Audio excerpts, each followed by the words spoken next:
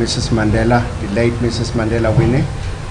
And in the family, we spoke about the issue of Kashmir all the time.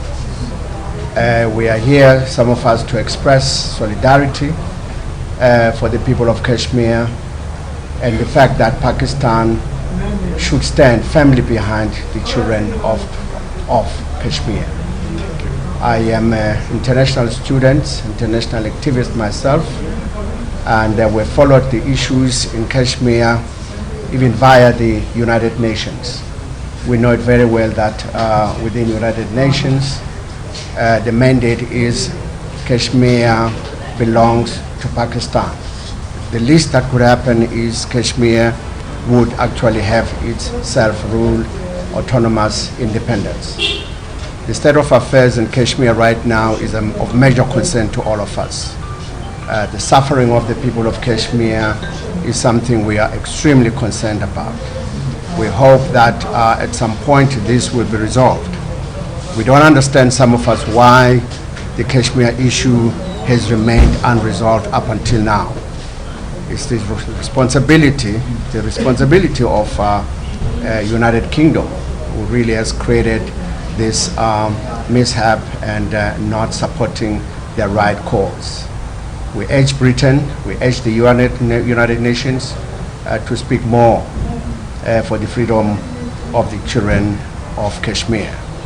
With that, we are hoping and praying that this is resolved over a short period of time. Thank you. Thank you. Would you like to say something, Senator? Okay. Sure. Thank you, Senator. Actually, I am Senator Prince Makutulela from the Kingdom of Eswatini.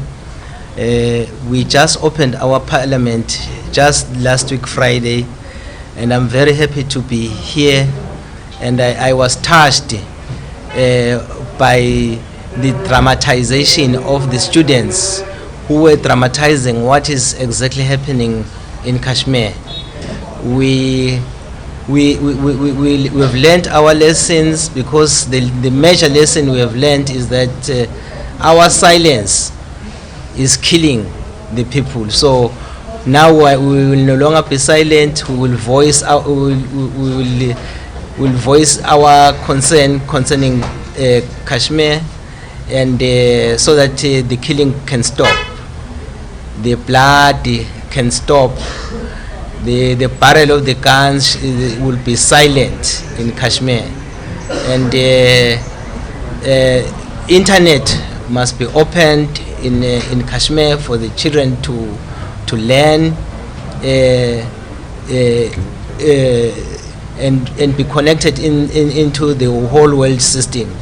So with that, we have our prayers, Senator, and we want to convey our heartfelt thanks to the Prime Minister for the way he's handling this. He's exercising a lot of restraint, and he's showing the world that violence is not the answer, and he's exercising a lot of restraint. We applaud him for that. Thank you. Thank you. Thank you.